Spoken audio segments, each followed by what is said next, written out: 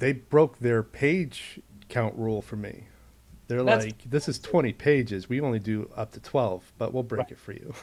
That's Which is fantastic. wonderful. Well, that says a lot about the strength of the writing, you know? Yeah. Oh, I Um, hope so. yeah, no, absolutely. um, Absolutely.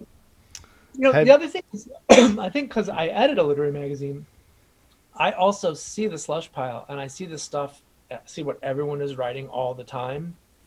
Excuse me. And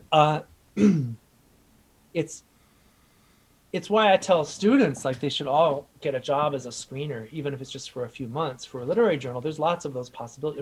A reader for the magazine, because you start to really see all that's coming in all the time, and you kind of learn what to maybe avoid in your own stuff. You see it in your own stuff. yeah. So Yeah. I've learned that when I went back to school later in life. So I did my undergrad in my mid 30s. And the first thing I did was I applied year after year to their literary journal at the college. And eventually in the last year I got in, or second to last year. And that was an eye-opening experience because I was reading stuff that I'm like, how is this college level? And I just kind of realized one what I was up against in terms of the good stuff and what I right. needed to stop doing in terms of the bad stuff. Or bad. I don't use bad as in bad, but like just I don't have another word to replace it with right now. But not developed stuff maybe. Yeah, right. That's the best way Underrated. to describe it. But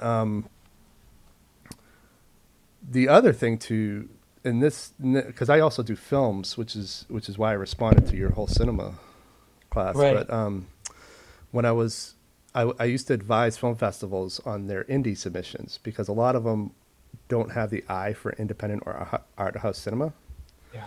and just seeing how much content out there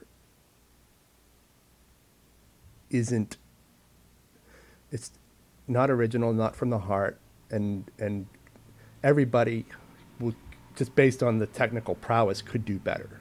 And I suppose that feedback could also be applied to writing. Everybody Yeah. had the technical ability, but they weren't wielding it in a way that would make them stand out. Yeah, and that's the thing I see most often with the pieces where you're like, this is technically proficient, this is technically good, this person, and a lot of times those people will have a bio that is they'll have published in a lot of magazines and stuff, but um, often it's it's really boring.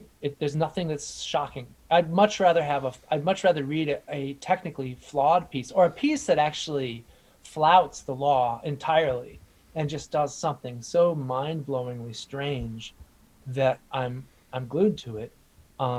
It's about being interesting, you know, and I think that's where the stuff that I really am drawn to as a reader, it's is it gonna do something to me that nothing else has done before?